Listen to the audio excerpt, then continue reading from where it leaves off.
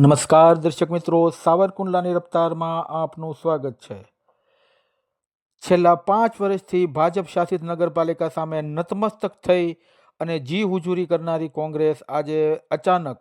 પોતે વિપક્ષમાં છે તેવું સપનું આવતા અથવા યાદ આવી જતા આજ રોજ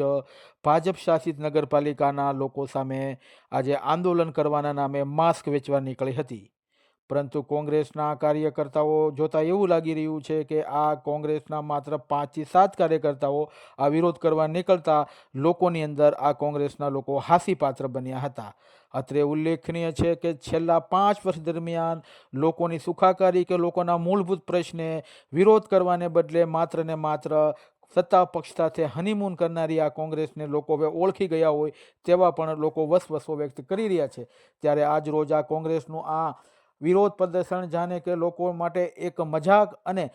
મનોરંજનનું સાધન બની ગયું હોય તે રીતે લોકો આ લોકોને જોઈને હસી રહ્યા હતા, તેમજ કહી રહ્યા હતા કે આ લોકોની કરતૂતો અને કારનામાઓ અમે ઓળખી ગયા છીએ અને તેથી જ ગત ચૂંટણીની અંદર માત્ર 5 નગરસેવકો ચૂંટાયેલા હતા, પરંતુ આવનારા દિવસોની અંદર આવનારી ચૂંટણીમાં કદાચ કોંગ્રેસ સાવરકુંડલામાંથી મુક્ત થઈ જશે તેવું પણ લોકો કહી રહ્યા છે। કારણ કે વિપક્ષનું કામ જે કરવું જોઈએ તે કરવાને બદલે માત્ર ને માત્ર સેટિંગ કરી અને પાછલા બારણેથી પોતાના સ્વાર્થ સાધનારી આ કોંગ્રેસને હવે લોકો નિશ્ચિતપણે ઓળખી ગયેલ છે। જ્યારે અવારનવાર ડબલની ભૂમિકા ભજવતી આ કોંગ્રેસને હવે લોકો પણ ગંભીરતાથી લેતા નથી, તેમજ આજે ફરી એક વખત લોકો કહી રહ્યા છે કે 5 વર્ષ સુધી વિપક્ષનું કામ ન કરનારી કોંગ્રેસે હવે લાજવાને બદલે ગાજી રહી છે તેવો પણ વસવસો અને આક્રોશ પણ સાવરકુંડલાના લોકો કરી રહ્યા છે। ત્યારે આજ રોજ આ કોંગ્રેસના કાર્યક્રમનો સંપૂર્ણપણે ફિયાસ્કો થયેલ છે અને લોકોએ પણ માસ્ક પહેરવાનો જાણે કે તેમનો